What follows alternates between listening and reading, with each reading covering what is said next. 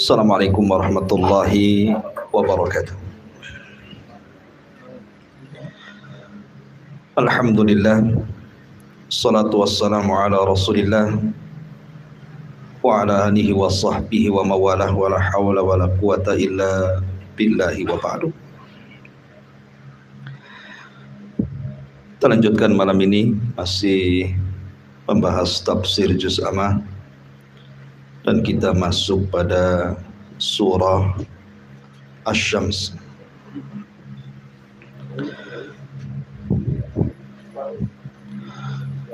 Taib. Suratus Syamsi itu disebut dengan surah Asy-Syamsu.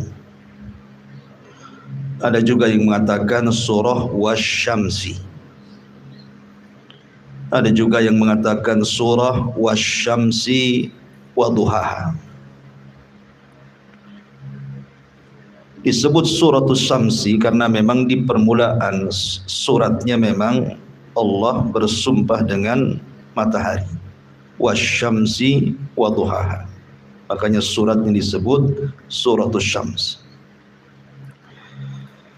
Secara tertib Al-Quran, surah Asy-Syamsi ini jatuh pada surat nomor urut ke-91 dengan jumlah ayat 15, jumlah kalimat 54, dan jumlah huruf 247. Dan surah Syamsi ini satu-satunya surat yang berturut-turut Allah subhanahu wa ta'ala bersumpah sampai 11 sumpah, dan dia turun di kota Makkah, maknanya Makkiyah, setelah suratul Qadar dan sebelum surah Al-Buruj. Di dalam Al-Quran Allah subhanahu wa ta'ala menyebut kalimat Asy-Syamsi itu sebanyak 33 kali,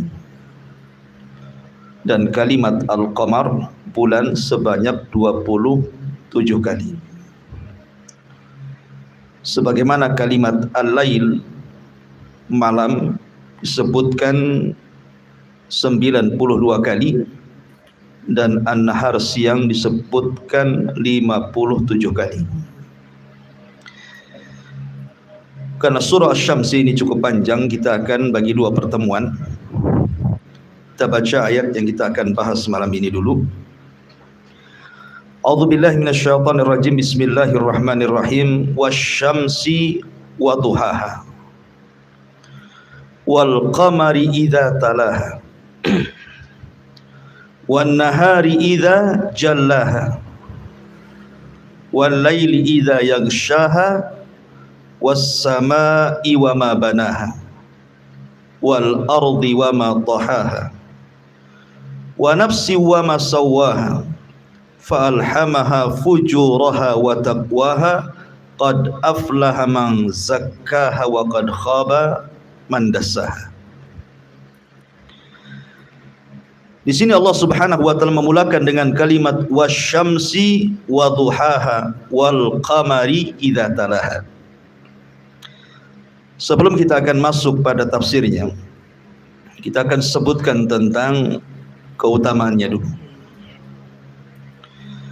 Disebutkan dalam sebuah hadis yang dikeluarkan Bukhari dan Muslim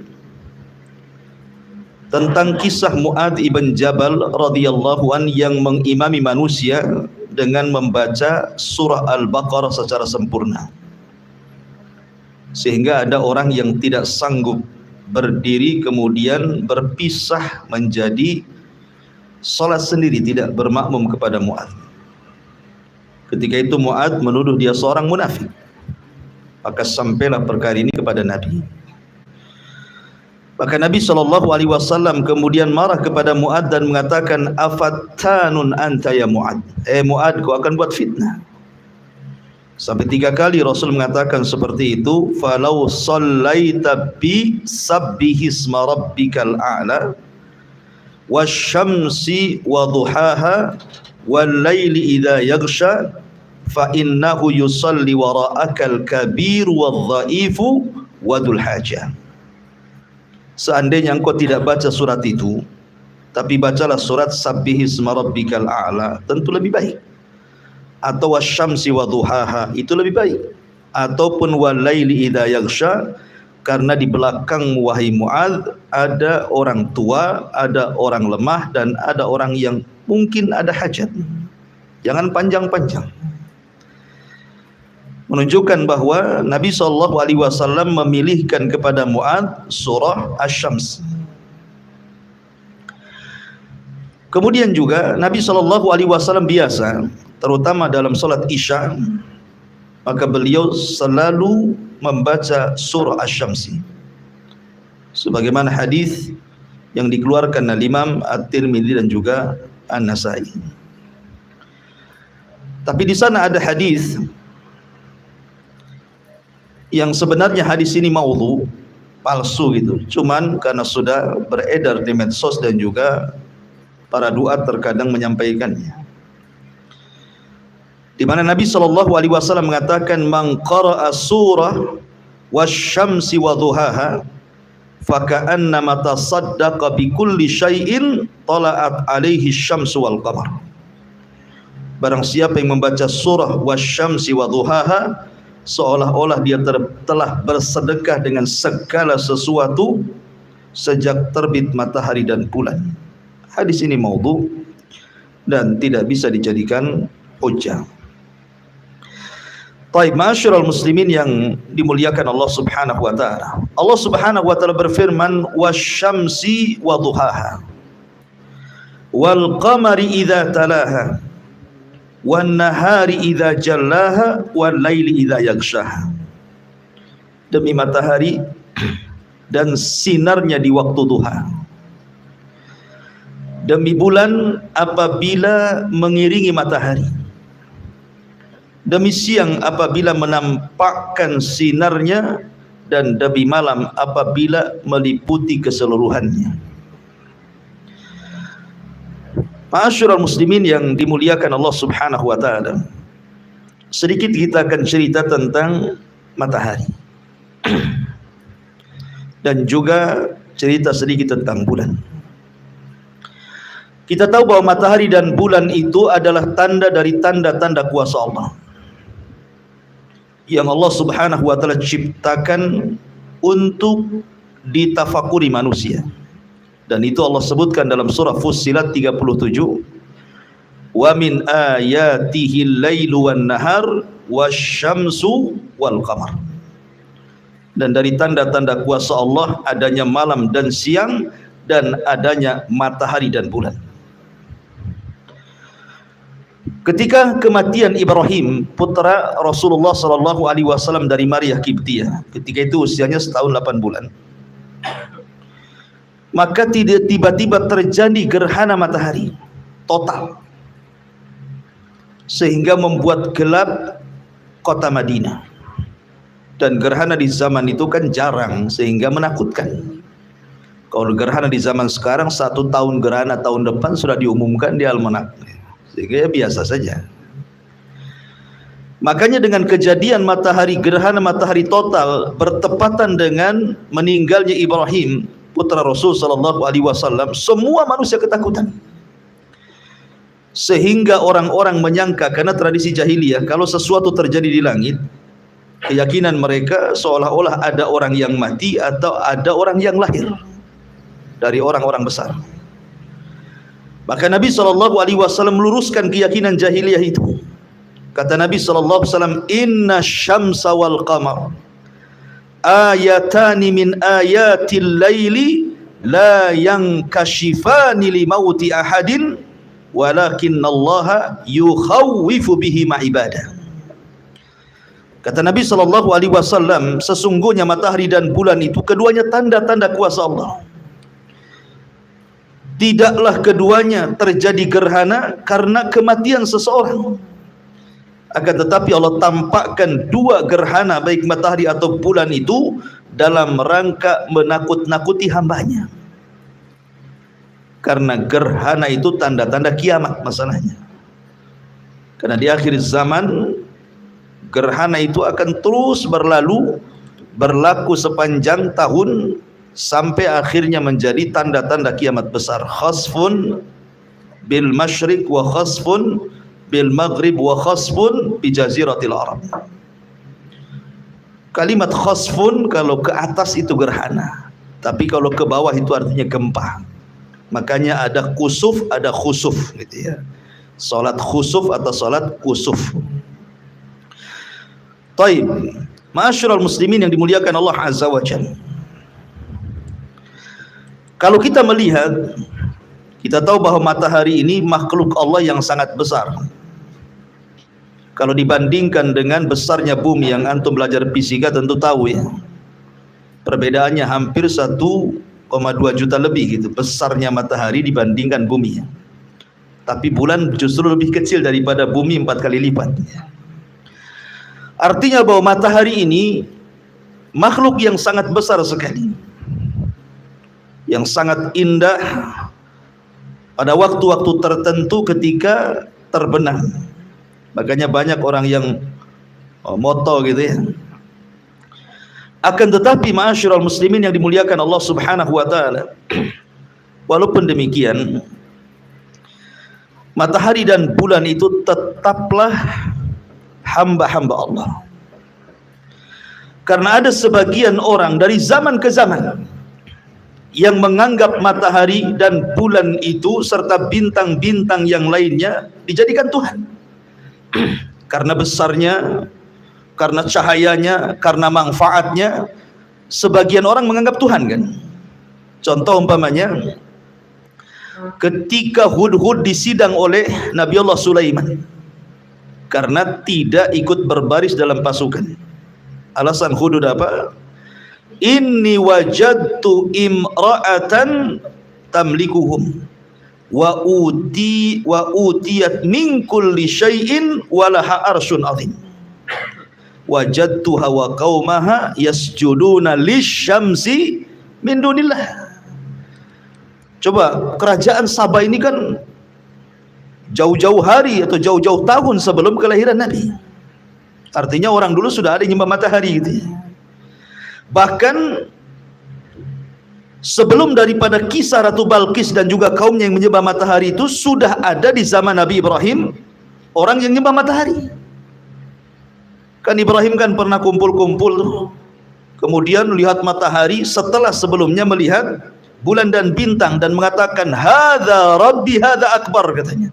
Ini Tuhanku, ini lebih besar dibandingkan bulan dan matahari, dibandingkan bintang dan juga bulan. Artinya di zaman Nabi Ibrahim sudah ada orang nyembah matahari. Di zaman Ratu Balqis, kata Hudhud, aku dapati ada seorang wanita, seorang ratu yang Allah berikan segala sesuatu dari kemewahan dunia, tapi sayang aku dapati dia dan kaumnya menyembah matahari, Tuhan selain daripada Allah Subhanahu wa taala. Kenapa mereka sampai menyembah matahari? Karena tadi menganggap matahari itu besar, menganggap matahari itu bermanfaat banyak, menganggap matahari itu cahayanya menerangi, makanya mereka menganggap Tuhan.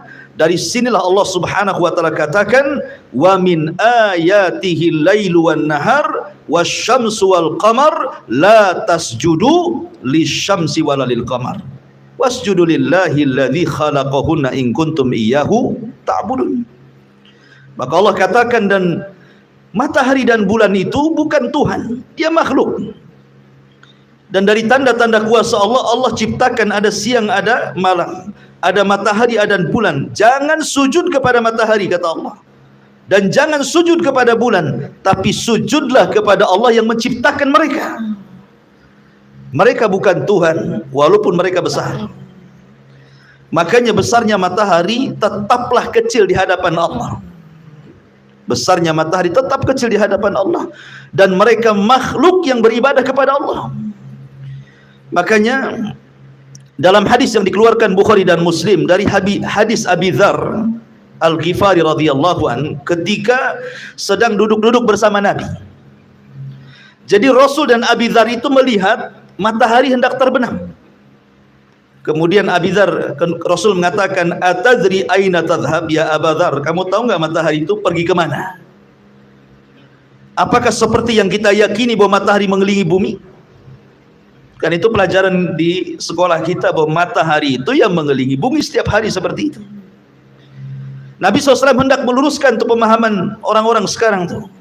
Karena Rasul mengatakan kepada Abi Dzar, "Hei Abu Dzar, kamu tahu nggak matahari pergi kemana?" katanya. Apakah dia mengelilingi bumi? Tidak.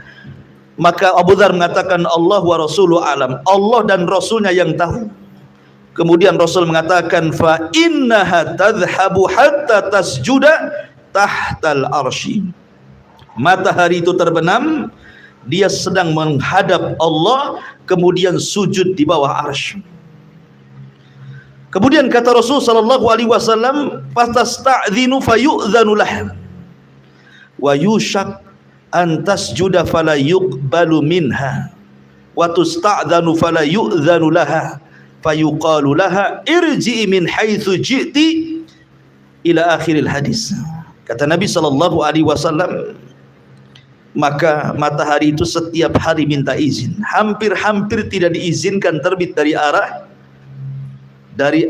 timur, dan hampir-hampir terbit dari arah barat. Kalau seandainya matahari sampai terbit dari arah barat, berarti sudah masuk dari tanda-tanda kiamat besar. Karena pertengahan tanda-tanda kiamat besar itu tulu'us syamsi min maghribiha. Setelah awalnya keluar Dajjal, kemudian turunnya Isa bin Maryam, kemudian keluarnya Ya'juj wa Ma'juj. Ini 3 alamat pertama. Alamat keempat munculnya dukhan. Kemudian alamat kelima munculnya matahari dari arah barat. Baru keenamnya ada dabah yang keluar dari bumi yang bisa bicara.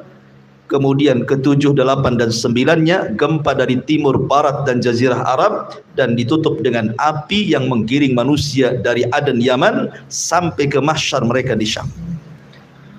Ma'asyiral muslimin yang dimuliakan Allah Subhanahu wa taala. Rahasia matahari, rahasia kehidupan manusia itu ikhwan, sebenarnya letaknya ada di matahari. Allah Subhanahu wa taala sudah meletakkan matahari itu di porosnya, sebagaimana disebutkan dalam surah Yasin. Jadi Allah Subhanahu wa taala sudah meletakkan matahari itu pada porosnya. Tadi saya katakan bahwa besarnya matahari itu jauh lebih besar dibandingkan bumi kan.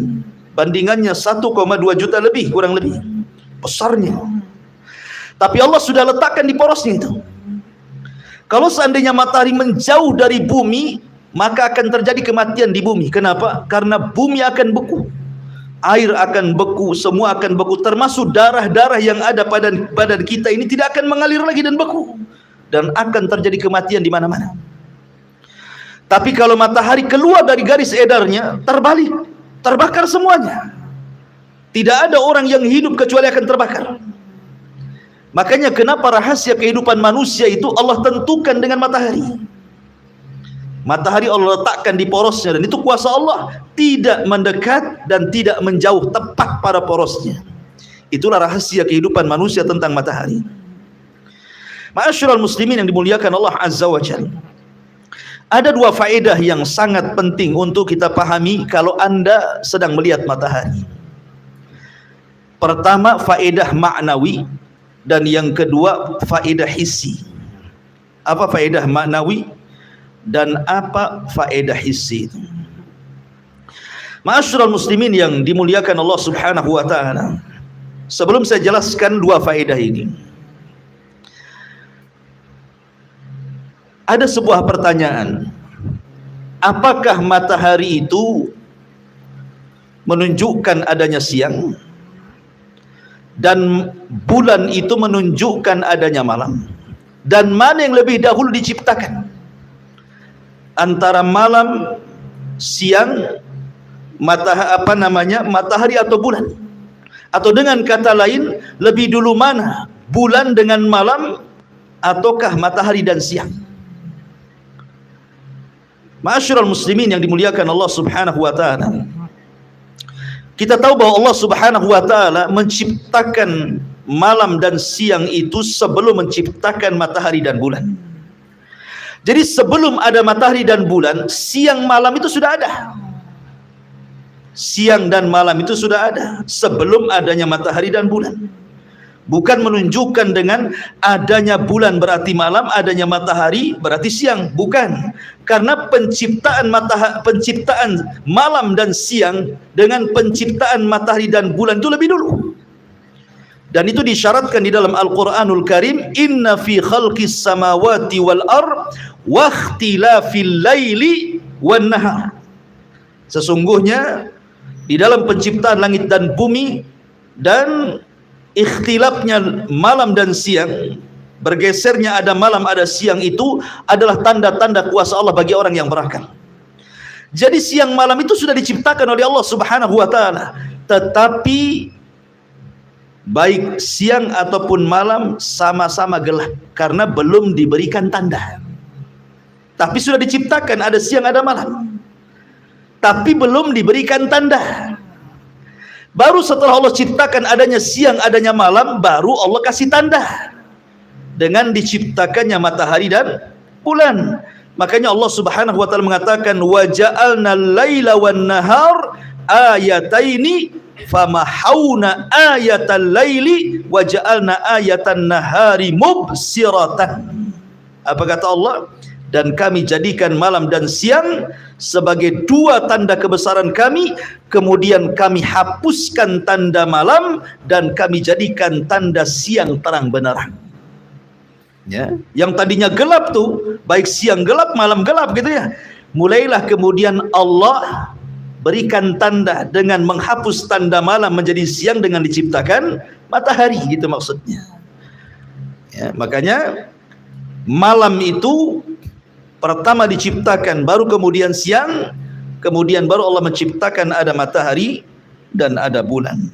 Dan kita tahu bahwa malam itu lebih dulu dari siang dan malam itu lebih luas dibandingkan siang. Sudah saya jelaskan dalam surah Al-Lail bahwa cahaya matahari itu kalau di persen cahaya yang ke bumi, kalau di persen itu cuman 1% saja, lebihnya alam semesta ini gelap. Makanya Allah Subhanahu wa taala selalu menggunakan fi'il mudhari ketika menjelaskan kalimat lail. Wal laili idza yaghsha wan nahari idza tajalla. Ketika Allah menyebutkan malam menggunakan fi'il mudhari, tapi ketika menyebutkan siang Allah sebut dengan fi'il madhi. Kenapa? Karena faedah fi'il mudhari itu artinya lebih meluas dibandingkan fi'il madhi.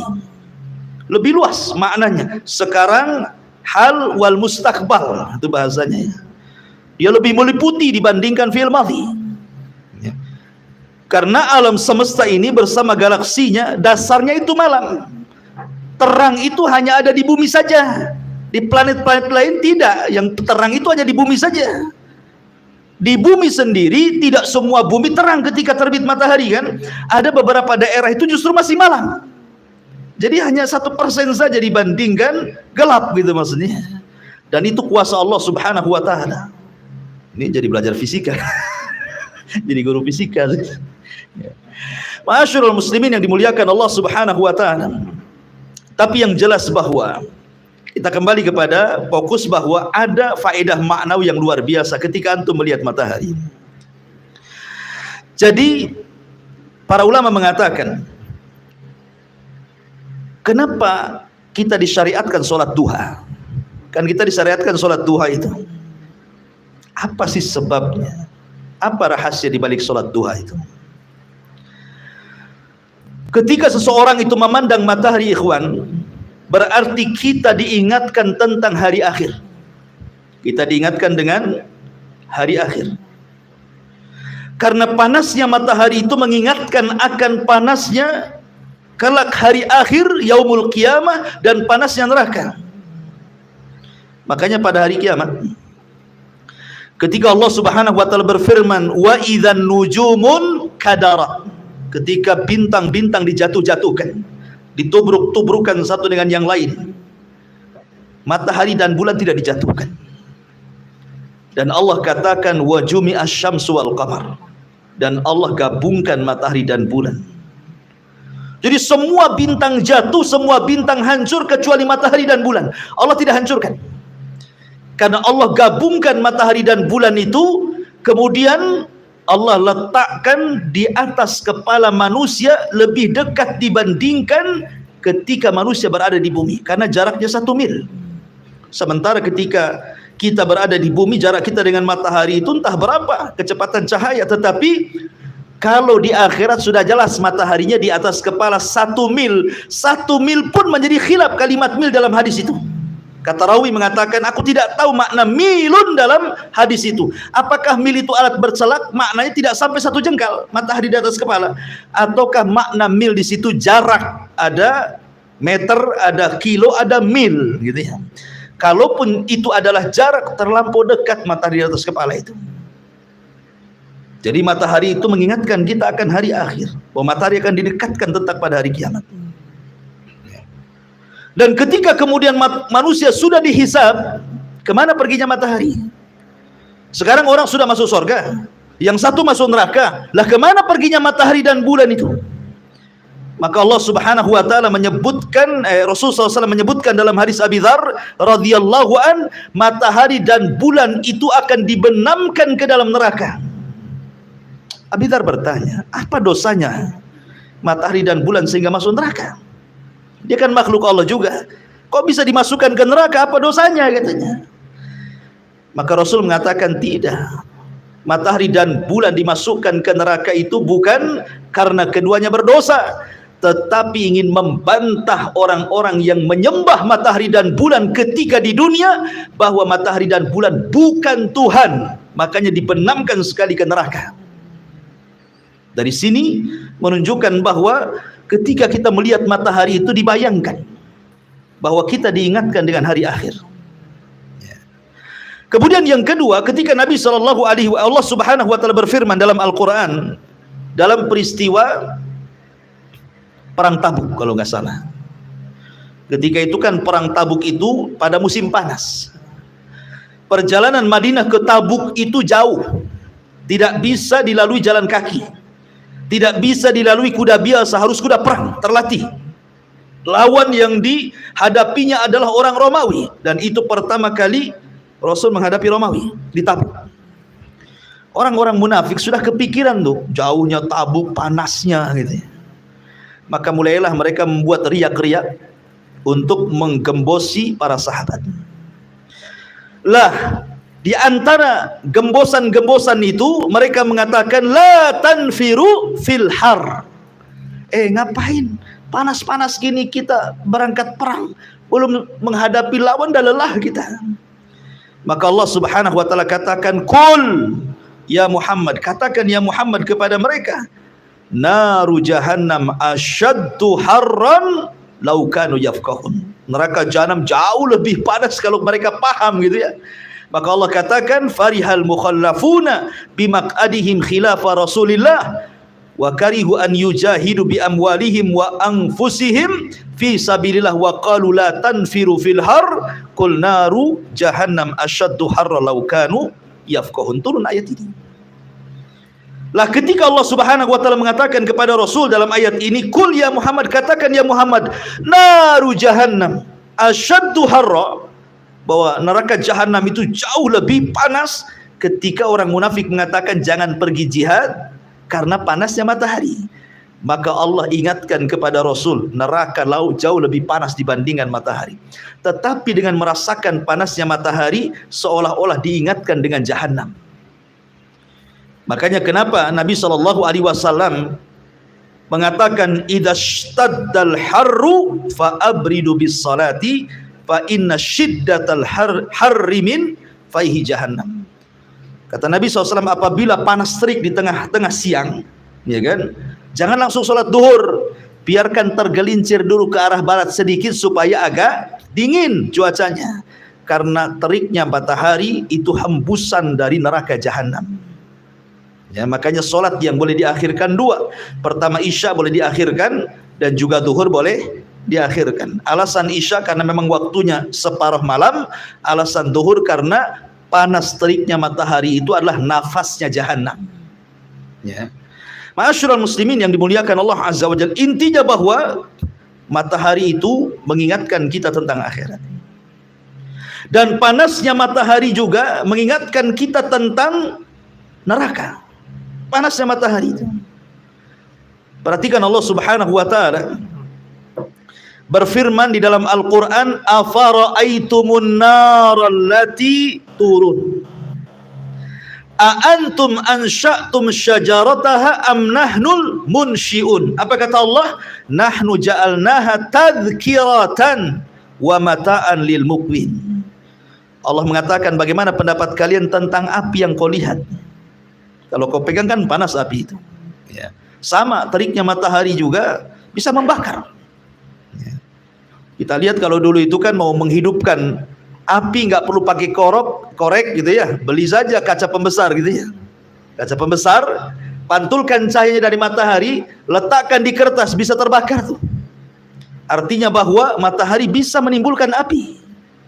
Dan Allah katakan dalam Al-Quran, bagaimana pendapat kalian tentang api yang kalian hidupkan itu? Apakah kalian yang menumbuhkan pohon api tersebut ataukah kami?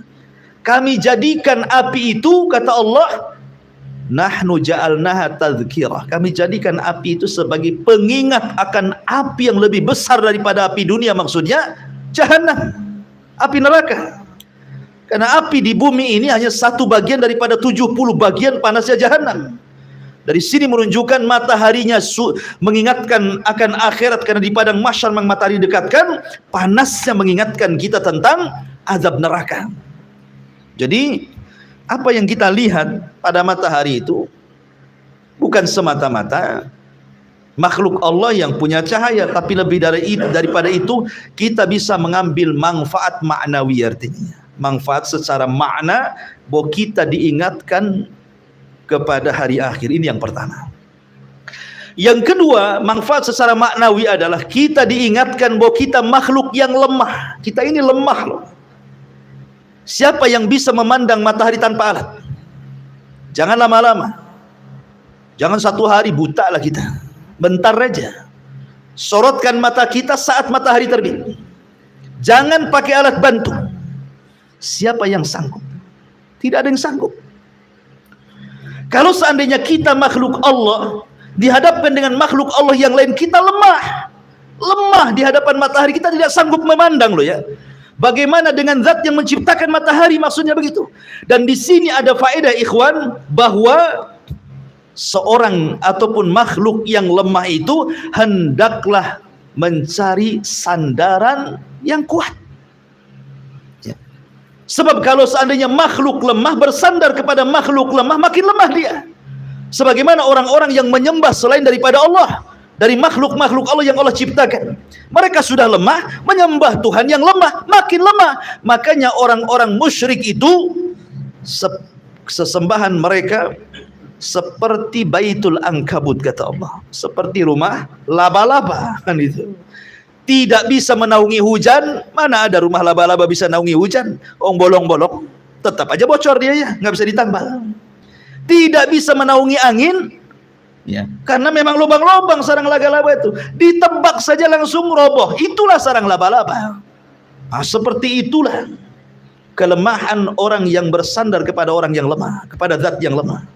Makanya ada faedah di sini, bersandarlah kepada zat yang kuat supaya kita tidak menyesal, yang menciptakan sesembahan mereka, yang menciptakan matahari, bulan, bintang dan yang lain sebagainya. Jadi sini ada manfaat tentang lemahnya manusia di hadapan Allah, karena kita tidak bisa melihat matahari secara mata telanjang kecuali harus menggunakan alat bantu, teropong dan yang semacamnya. Kemudian yang ketiga,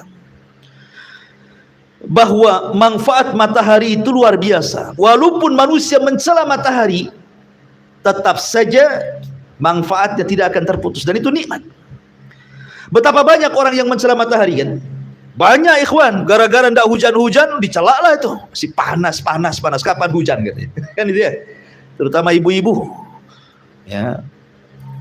Ataupun kalau tidak ada matahari dicela juga gitu ya. Masih hujan terus, kapan panasnya katanya. Tapi walaupun matahari dicela, satu dunia mencela matahari, Tetap saja matahari menyinari dan memberikan manfaat kepada manusia. Ini nikmat. Coba kalau matahari kayak kita gitu ya, ada perasaan gitu ya. Kalau seandainya antum ngasih, tiba-tiba antum celak, pasti nggak dikasih sama antum. Kan gitu. Kita ini kan mudah dongkol gitu ya. Coba kalau matahari dongkolan, dicela manusia tidak terbit-terbit, ini yang kita takutkan. Qul ara'aitum in ja'alallahu 'alaikumul laila sarmadan ila yaumil qiyamah man ilahun ghairallah ya'tikum bidiya'in afala tasmaun. Bagaimana pendapat kalian coba? Kalau Allah jadikan malam itu terus gak ada matahari, karena mataharinya dongkol, tidak mau terbit lagi, malam terus sampai kiamat. Kira-kira ada nggak orang yang bisa memberikan cahaya? Kata Allah, mungkin orang tidur terus kan itu ya, karena malam terus, dingin terus, bawaannya tidur saja. Atau sebaliknya, ada orang yang mencela ketidakadaan matahari karena asik hujan terus, akhirnya Allah jadikan matahari sampai kiamat tidak terbenam gitu kan, asik siang saja. Kapanlah istirahatnya kita? Makanya Allah jadikan cuaca itu berbeda-beda. Ketika matahari terbenam, Allah jadikan cuacanya berbeda, dingin, bawaannya itu ngantuk, pengen istirahat. Allah jadikan malam libas, ya kan, sebagai pakaian kita bisa istirahat. Ketika Allah terbitkan matahari panas, bawaannya tidak bisa tidur, maunya gerak, itulah kita kerja. Jadi ikhwatu fiddin muliakan Allah Azza wa Jal, ini semua adalah manfaat dari Allah Azza wa Jal, jangan sepelekan ya. Ini secara manfaat maknawi. Di sana ada manfaat hissi. Manfaat hissi itu maksudnya manfaat yang langsung kita rasakan, badan kita merasakannya.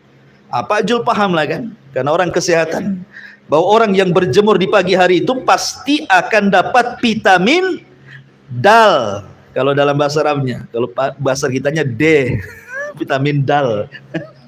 Vitamin D, karena itu dengan adanya vitamin D tanpa harus mengkonsumsi obat, tanpa harus mengkonsumsi buah-buahan yang ada vitamin D-nya, tidak perlu, cukup berjemur masuk semua, tulang kuat semua, bisa jalan orang, sehat semuanya.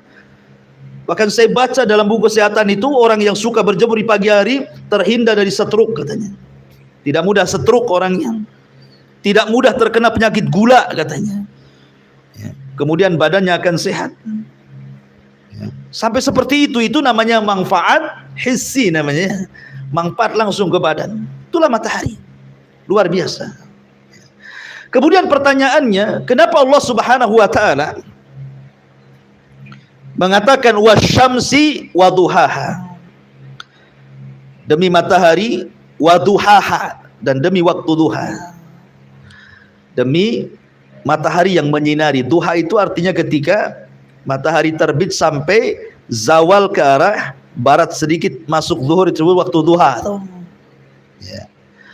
Karena yang menyebabkan adanya duha itu matahari.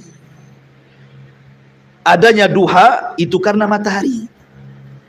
Tetapi walaupun matahari tidak terbit, yang namanya waktu duha tetaplah waktu duha. Walaupun pada awalnya yang menjadikan adanya duha matahari, tetapi ketika sudah menjadi waktu duha, ada matahari atau tidak ada, tetap duha itu ada, ya kan? Jangan pula matahari tak ada, saya tak sholat duha. Enggak begitu ya. Mana dalilnya? Dalilnya hadis Dajjal. Ketika Nabi SAW mengatakan bahwa keluarnya Dajjal itu satu hari bagaikan setahun, satu hari bagaikan sebulan, satu hari bagaikan sepekan. Jadi 3 hari berturut-turut itu, hari pertama bagaikan setahun, hari kedua bagaikan sebulan, hari ketiga bagaikan sepekan, baru hari berikutnya sama, harinya hari normal. Ada yang mengatakan bahwa maksudnya satu hari sama dengan setahun, sebulan, dan sepekan itu, bahwa Dajjal itu bukan hanya mengelilingi waktu-waktu normal, tapi Dajjal juga akan berkeliling ke kutub-kutub yang tidak normal waktunya. Kan kutub itu tidak normal waktunya, kadang siangnya lama, kadang malamnya lama, kan itu ya, daerah kutub itu. Lah ketika kemudian sahabat bertanya soal ibadah, yang satu harinya 1 tahun itu macam mana sholat puasanya Nabi katanya. Jangankan 1 tahun tak makan, 3 hari tak makan dah di kuburan tuh, dah mati. Ini setahun pula tak makan, bagaimana caranya puasanya itu? Maka Rasul mengatakan faqdirulah, kira-kirakan. Jadi kalau 1 harinya bagikan 1 tahun, dikira-kirakanlah dari zuhur ke asar berapa jam, dari asar ke maghrib berapa jam, dari maghrib ke isya berapa jam. Kalau umpamanya kita puasa Indonesia dari mulai terbit fajar sampai terbenam itu berapa jam? Kalau sudah sampai jam, bukalah walaupun masih siang, gitu maksudnya. Tanya ke tetangga yang normal waktunya. Telepon saja, sudah maghrib belum? Sudah, di sini baru pagi, makan, gitu maksudnya ya. Karena mengikuti daerah yang normal. Artinya bahwa kembali kepada topik bahwa yang menyebabkan adanya duha matahari. Tapi ketika sudah menjadi waktu duha, maka matahari tidak lagi jadi patokan duha. Ada duha, tidak ada duha, ada matahari atau tidak ada matahari, tetap kalau sudah jamnya duha, sholat duha, gitu maksudnya. Dan sholat duha itu seafdal-afdalnya ketika anak unta berlalian karena kepanasan tidak sanggup duduk dia. Ya antara jam 10, jam 11 itu seafdal-afdalnya waktu duha. Karena sekali lagi manfaat rahasia di waktu duha, saya ulangi tadi tidak saya jelaskan. Kenapa disyariatkan duha? Karena di antara manfaat maknawi diingatkan dengan hari akhir. Maka karena kita diingatkan dengan hari akhir, diingatkan dengan berdiri padang mahsyar, diingatkan dengan neraka, timbullah rasa takut ketika melihat matahari. Karena timbul rasa takut, maka kita ingin bertobat kepada Allah, kemudian melaksanakan duha. Makanya solat duha disebut solatul awabin, solatnya orang yang tobat. Ya. Kenapa tobat? Karena takut. Ya. Itulah kenapa rahasia di balik solat duha itu. Di situ rahasianya. Tetapi tidak disyariatkan sholat duha tiap hari, karena Rasul tidak tiap hari sholat duha. Rasul itu kadang sholat 1 hari, kadang 2-3 hari tak sholat, nah sholat lagi, kemudian tidak sholat lagi. Jadi tidak disyariatkan, tidak dianjurkan setiap hari. Dalam hadisnya illa ghibban, kecuali diselang sehari sholat, 2 hari tidak, kemudian sholat 3 hari tidak. Lain dengan sholat malam, Rasul tiap malam sholat. Ma'asyiral muslimin yang dimuliakan Allah Azza wa Jalla, ini diantara makna wasyamsi wa duhaha wal qamari idza talaha wan nahari idza jallaha wal laili idza yaghshaha. Demi siang apabila menampakkan sinarnya, dan demi malam apabila menutupinya gelap gulita. Perhatikan di sini. Allah Subhanahu wa taala dahulukan siang daripada malam. Harusnya kan malam dulu baru siang. Karena asal penciptaan itu malam baru siang. Tapi dalam surah Asy-Syams ini kenapa siang dulu baru malam? Dalam surah Al-Lail yang kita sudah bahas, wal laili idza yaghsha wan nahari idza tajalla, malam dulu baru siang. Dan hampir semua Al-Qur'an secara umum kalau menyebutkan siang malam mesti malam dulu baru siang. Kecuali dalam surah Asy-Syams ini. Kenapa didahulukan siang baru malam? Wan nahari idza jallaha wal laili idza yaghshaha, kan itu ya. Kata ulama, didahulukan kalimat siang baru malam, padahal hampir semua ayat dalam Al-Qur'an didahulukan malam baru siang, karena untuk disesuaikan dengan munasabah ayat sebelumnya. Kan ayat sebelumnya didahulukan apa? Matahari kan? Baru bulan. Maka harus sesuailah ayat setelahnya. Matahari gandengannya siang, bulan gandengannya malam. Makanya Allah sebutkan wasyamsi waduhaha wal qamari idza talaha. Kemudian untuk menyesuaikan lafaz, maka mendahulukan siang karena sebelumnya disebutkan matahari dulu, baru kemudian malam karena setelah disebutkan bulan. Tapi pada dasarnya ayat Al-Quran itu lebih mendahulukan malam dibandingkan siang. Karena alasan tadi, karena malam itu adalah awal yang diciptakan oleh Allah satu, sebelum siang. Yang kedua, karena malam jauh lebih meliputi segala alam semesta dibandingkan siang yang hanya bumi saja. Makanya malam dulu baru siang. Ya. Taib, ma'asyiral muslimin yang dimuliakan Allah Subhanahu wa taala. Adapun tentang faedah malam dan siang, antum bisa murajaah di YouTube yang sudah subscribe. like and share. Jadi bisa dalam tafsir surah Lail yang sudah saya jelaskan, itu saya jelaskan tentang manfaat malam dan juga siang. Jadi tidak perlu diulang. Ya. Ma'asyiral muslimin yang dimuliakan Allah Azza wa Jalla. Kemudian Allah mengatakan was-sama'i wa ma banaha wal ardi wa ma tahaha. Demi langit serta pembinaannya, dan demi bumi serta penghamparannya. Ma'asyiral muslimin yang dimuliakan Allah Azza wa Jalla, sebagaimana kita bercerita tentang matahari dan bulan, dan keduanya tanda kuasa Allah, maka begitu juga langit dan bumi adalah kuasa Allah. Cuman bedanya, kalau langit dan bumi kuasa Allah yang tidak bergerak, tapi kalau matahari dan bulan itu bergerak, kan bergerak dia. Tapi kalau langit dan bumi kapan-kapan bisa dipandang, mau siang mau malam. Ya, bumi juga sama. Tapi kalau matahari tidak bisa dipandang kecuali siang, bulan tidak bisa dipandang kecuali malam, kan itu. Lah kita tahu bahwa banyak keajaiban langit dan bumi itu. Dan hadis Abdullah ibn Mas'ud radhiyallahu an ketika, atau asar lah, bukan hadis, perkataan Abdullah ibn Mas'ud radhiyallahu an mengatakan, bainas sama'i dunya wallati taliha 500 amin, bahwa jarak langit dunia yang kita lihat, kemudian langit setelahnya, langit kedua dan ketiga sampai ketujuh, itu antara satu langit ke langit berikutnya itu jaraknya 500 amin, 500 tahun perjalanan. 500 tahun perjalanan, saking tingginya langit satu ke langit berikutnya itu. Ya. Begitu juga antara langit ketujuh dengan kursi 500 tahun perjalanan. Kemudian antara kursi ke air juga 500 tahun perjalanan. Kemudian antara air ke arsy juga 500 tahun perjalanan, begitu seterusnya. Dalam asar Abdullah ibn Mas'ud radhiyallahu an. Dan di antara keajaiban langit, bahwa langit tempatnya para malaikat. Langit itu tempat malaikat tinggal. Dan Allah Subhanahu wa taala, Rasul mengatakan dalam hadis Abi Dzar Al-Ghifari radhiyallahu an, ketika Nabi sallallahu alaihi wasallam dimi'rajkan, apa kata Rasul? Inni ara ma la taraun. Attatis sama wa huqqalaha anta'id.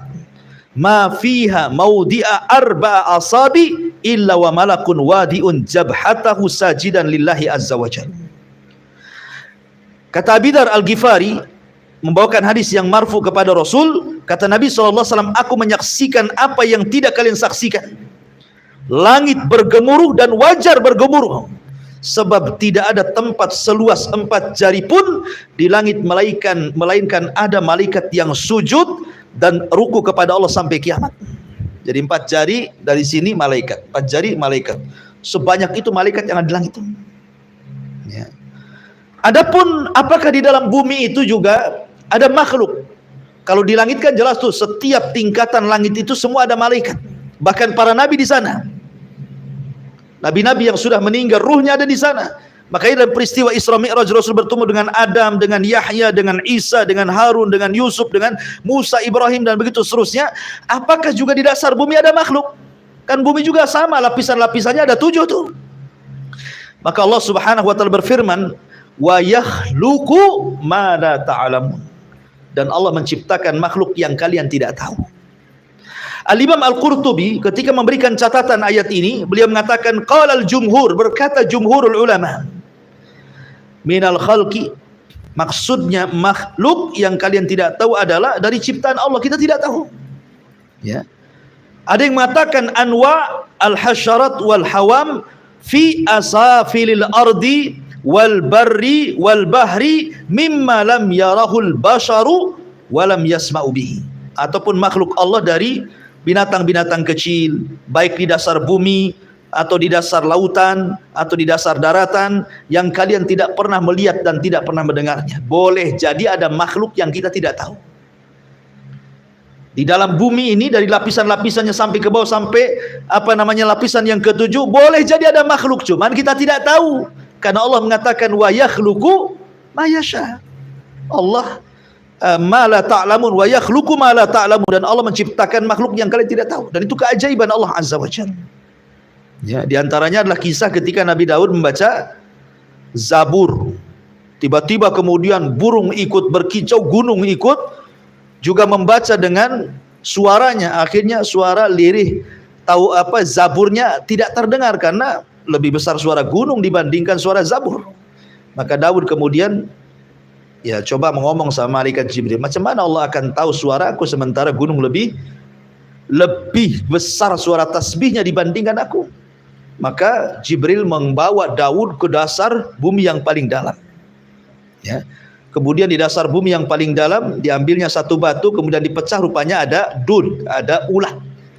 Kemudian kata Jibril, coba letakkan telingamu di ulat itu. Kedengaran tasbihnya tidak?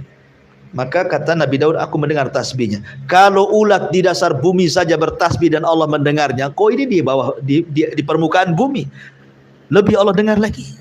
Ya. Intinya bahwa baik di langit ada makhluk, di bumi juga ada makhluk. Dan ingat bahwa langit itu Allah katakan wabaina was-sama'i banainaha biaidin wa inna lamusyun. Artinya langit itu dibangun, ada bangunannya. Karena ada orang-orang yang kemudian mengingkari ayat tentang langit itu punya bangunan.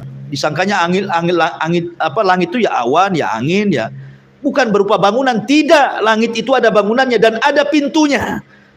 Tidak sembarang masuk dan menembus langit. Makanya dalam peristiwa Isra Mi'raj itu Rasul tidak bisa menembus pintu langit dari Mekah. Dia harus ke Palestina dulu. Karena sejajarnya pintu langit itu dengan Masjidil Aqsa. Sebenarnya Rasul bisa saja di Mekah ke langit.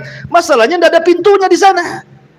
Makanya harus kemudian hijrah dulu, melaksanakan perjalanan Isra dulu, baru dari Palestina dia naik ke langit. Karena orang yang mengingkari bahwa langit bukan berbentuk bangunan seperti orang-orang ateis, maka kita katakan dia telah mendustakan dari Al-Qur'anul Karim yang mengatakan bahwa langit itu adalah dalam bentuk bangunan. Ma'asyiral muslimin yang dimuliakan Allah Azza wa Jalla.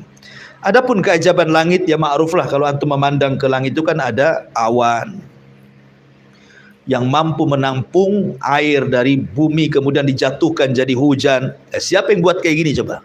Allah. Ya kan? Kemudian dihembuskan angin dari langit, ada yang panas, ada yang dingin. Siapa yang menghembuskan angin-angin ini kalau bukan Allah Azza wa Jalla? Kemudian juga ada petir, ada geledek, macam-macam di langit itu. Dan siapa yang membuat seperti itu kalau bukan karena Allah? Begitu juga di bumi kan? Di bumi luar biasa lagi. Coba dalam lautan itu, macam-macam dikeluarkan, ada gas, ada minyak, ada perhiasan, ada jamrud, macam-macam ya kan? Itu kuasa siapa? Allah Subhanahu wa taala. Artinya bahwa Allah Subhanahu wa taala ketika bersumpah dengan langit dan bumi karena keduanya ada manfaat besar bagi manusia. Dan Allah jadikan bumi itu firas, terhampar, sehingga kita bisa berjalan tanpa goyang, kita bisa berjalan tanpa oyang, kita bisa berjalan tanpa jatuh, kita bisa tidur kemudian besoknya tidak sakit badan. Coba, siapa yang menjadikan kemudian bumi itu hamparan, firas, kasur bagi kita kalau bukan karena Allah? Dan itu salah satu penyebabnya karena Allah jadikan gunung-gunung itu menjadi pasak sehingga bumi tidak gempa. Siapa yang menjadikan gunung pasak? Allah. Ya, artinya bahwa banyaklah kalau kita bicara tentang keajaiban-keajaiban yang ada di langit dan yang ada di bumi. Kemudian Allah mengatakan wa nafsin wa ma sawwaha fa alhamaha fujuraha wa taqwaha qad aflaha man zakkaha wa qad khaba man dassaha. Kita berhenti sampai sini ya. Demi jiwa serta penyempurnaan ciptaannya, maka dia mengilhamkan kepada jalan kejahatan dan ketakwaan. Sungguh beruntung orang-orang yang mensucikan jiwanya, dan sungguh rugi orang-orang yang mengotori jiwanya.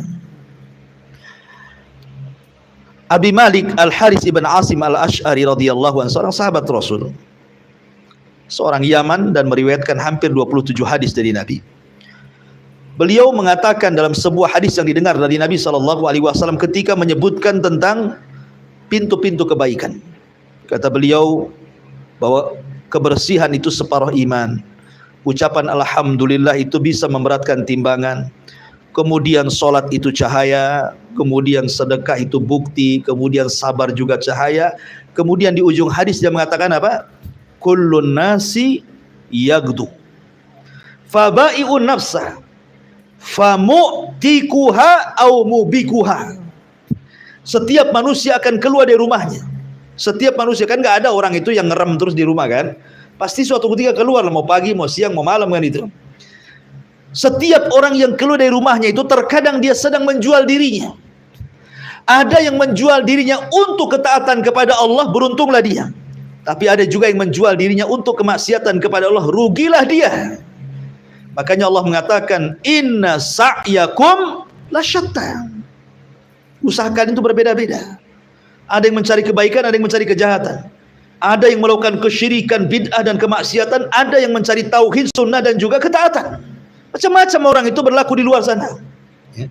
Tapi Allah Subhanahu wa taala puji kepada jiwa-jiwa yang mereka betul-betul hendak membersihkan jiwanya dan tidak mengotori jiwanya. Makanya Nabi SAW dari Abdullah ibn Abbas radhiyallahu anhuma, Nabi SAW kalau dia membaca ayat ini, wa nafsi wa masawaha fa alhamaha fujuraha wa taqwaha, maka Nabi SAW kemudian berhenti dan mengatakan, Allahumma ati nafsi taqwaha anta waliyuha wa khairu man zakkaha. Jadi kalau Rasul membaca ayat ini, Rasul pasti berhenti. Kemudian mengangkat kedua tangannya dan mengatakan, ya Allah, berikan kebersihan pada jiwaku, maksudkan ketakwaan kepadaku. Karena engkau adalah pelindung terbaik dan engkau sebaik-baik orang yang mensucikan jiwa. Selalu Nabi SAW seperti itu. Terkadang Rasul membaca kalimat ini dalam sujudnya. Terkadang Nabi SAW membaca doa ini setelah membaca ayat ini. Tapi yang jelas bahwa kesucian jiwa itu sangat penting sekali. Karena baik buruknya badan yang kita bawa itu ditentukan baik buruknya hati yang ada pada jiwa.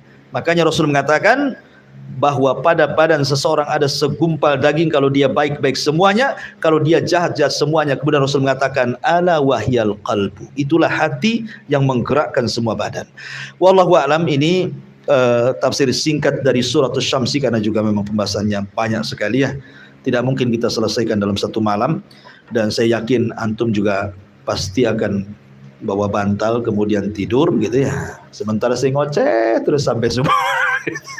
Jadi sudahlah, karena juga kemampuan mata juga terbatas, maka kita akhiri saja kajian kita. Taib, sebelum saya akhiri, mungkin di antara jamaah ada yang mau bertanya, silahkan.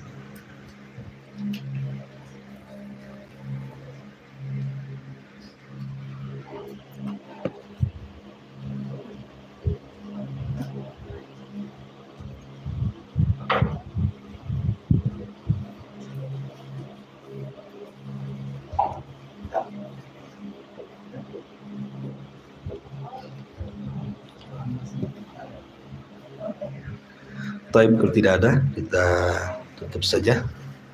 Subhanallah bihamdika, asyhadu an la ilaha illa anta astaghfiruka wa atubu ilaik. Wallahu ta'ala. Assalamualaikum warahmatullahi wabarakatuh.